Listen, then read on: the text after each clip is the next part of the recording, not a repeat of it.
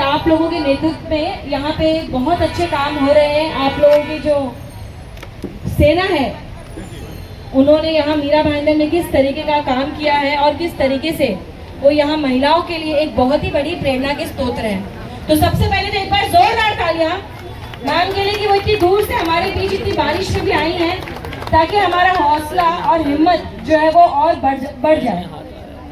Ma'am मैं आपको बताना चाहूंगी कि बहुत 20-25 दिनों से, वैसे तो ये जो टीम है गुलाम नबी फारूकी जी की जो कोर टीम जिसे कही जाती है वो बहुत ही स्ट्रांग है।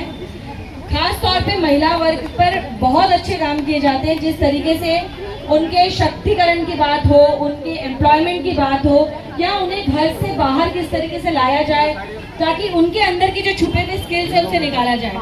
इनका एक बहुत ही अच्छा स्लोगन जो इन्होंने दिया हुआ है कि सीखो और कमाओ। ये लोगों को, जो महिलाएं हैं खास तौर पे जो घर में रहने वाली महिलाएं हैं जो कभी बाहर भी नहीं निकलती, उन्हें सारी चीजों जो सीखने की सुविधा देते हैं और साथ ही उन्हें कमाने की भी सुविधा देते हैं। वैसा ही उन्होंने एक अच्छा प्रोग्राम अभी रिसेंट पे लिया जहां उन्होंने टेलरिंग क्लासेस फ्री में महिलाओं को सिखाए हैं। टेलरिंग बेसिकली बाहर चले जाओ तो हाई एक्सपेंसिव है और महिलाएं जो घर के बाहर नहीं निकलना चाहती वो घर में बैठ के भी टेलरिंग से बहुत सारे पैसे कमाती हैं। बारिश हो रही थी और थोड़े से पहले ही हमने एक प्रोग्राम लिया है जो हम शायद वापस से आपको फटाफट दिखाना चाहेंगे कि महिलाएं उन्होंने अपने बच्चों के कपड़े सिले हैं, वो भी 10 दिन में सीख के, और बहुत ही फैबुलस सिले हैं। और ये देखिए यहाँ पे एक फैक्ट्री में जस्ट केवल महिलाएं कपड़ा सिलती है, वहाँ अगर वो चाहें तो वो नौकरी कर सकती हैं। तो एनसीपी के माध्यम से, आप लोगों के माध्यम से इतनी अच्छी चीजें इनके बीच में आ रही हैं और आज उसी कार्यक्रम का समापन है और कुछ प्रेजेंटेशन है। तो मैं फारूकी भाई से बोलूंगी कि आप लीड कीजिए और प्लीज आगे की जानकारी दीजिए। तालियां जोर से होनी चाहिए।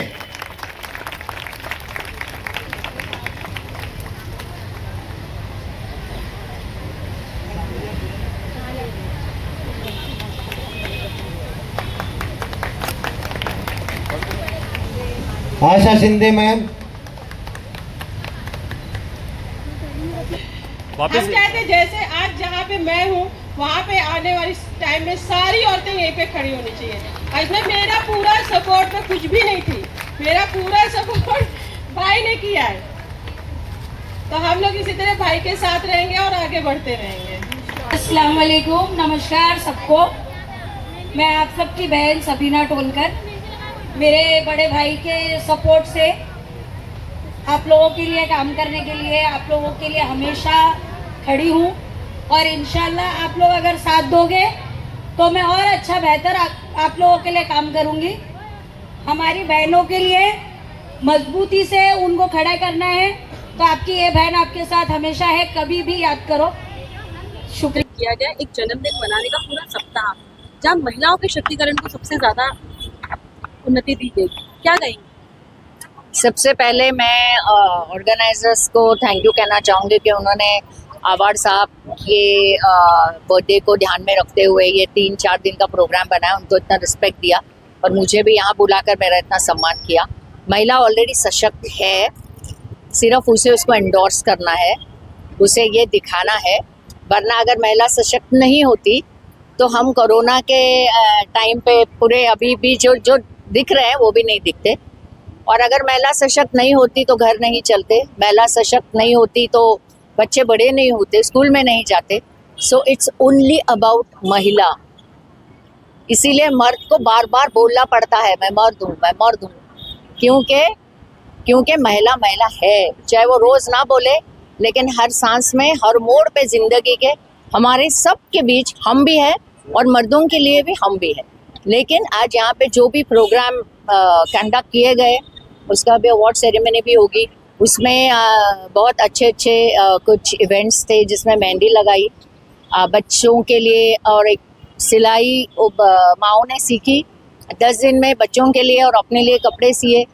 बट आई फील के सिर्फ इनको आज के दिन के लिए नहीं, तो मैं बोलना चाहूँगी कि आप लोग थोड़ा फॉलोअप कीजिए और उसमें से उनको आर्थिक रूप से भी थोड़ा सक्षम बनाए। They need to be financially strong because considering कि आजकल जो कुछ महंगाई इतनी आसमान छू रही है, सो सिर्फ एक बंदा कितना भी कमाए वो पूरा नहीं होता।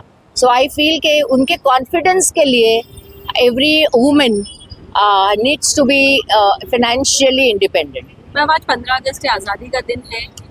आज हम 79 इंडिपेंडेंस डे मना रहे हैं, तो महिलाएं भी आज़ाद हो चुकी हैं, लेकिन जो समाज चल रहा है, जो इस समय पॉलिटिक्स चल रहा है, उनकी सोच और उनकी जो काबिलियत है वो कब आज़ाद होगी?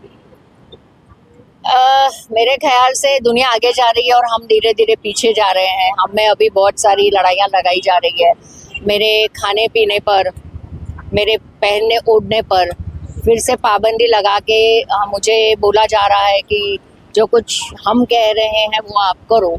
लेकिन देखिए, ये मुल्क आज़ाद है और जब तक हमारा कॉन्स्टिट्यूशन है, हमारा संविधान है, तब तक ये लोग कुछ भी कर लें, हमें जो करना है हम वही करेंगे। मतलब एक सवाल हटके, जो लाडली बहन योजना है उसके ऊपर आप क्या कमेंट?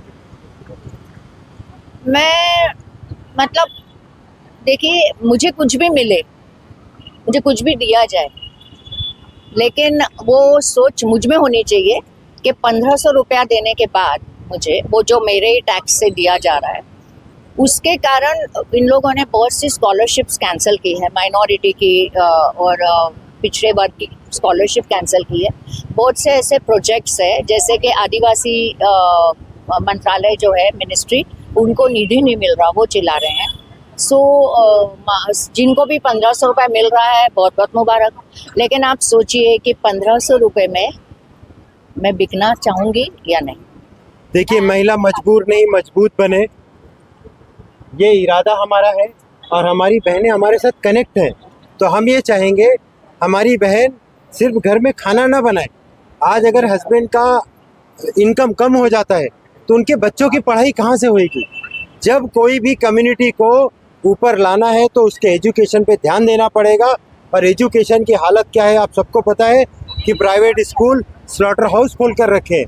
तो अगर ये औरतें अपने पैरों पे खड़ी होंगी, मजबूत बनेंगी, तो एजुकेशन का लेवल ऊपर आएगा, और एजुकेशन का लेवल ऊपर आएगा तो हमारा देश भी ऊपर आएगा। खुद बुलंद है और लोगों को बुलंद करती है। सीखो और कमाओ, कहाँ से आई ट्रेनिंग? ये मैंने अपने आप से ही सीखी है। जब मैंने शुरुआत किया था तो कोई सपोर्ट करने वाला नहीं था, तो मैंने छोटी छोटी चीज़ों से ही आज यहाँ पे मैं बड़ी हूँ। तो मैं चाहती जैसे मैं आगे आई हूँ वैसे हर महिलाएं आगे आए, बंदिश के बावजूद और हिजाब के साथ में। तो हिजाब कोई हमारी पाबंदी नहीं है। हिजाब में ऐसा नहीं कि हम हिजाब पहन के हम आगे नहीं बढ़ सकते हैं, हिजाब में भी हम आगे बहुत आगे जा सकते हैं। हिजाब ही मेरी खूबसूरती है।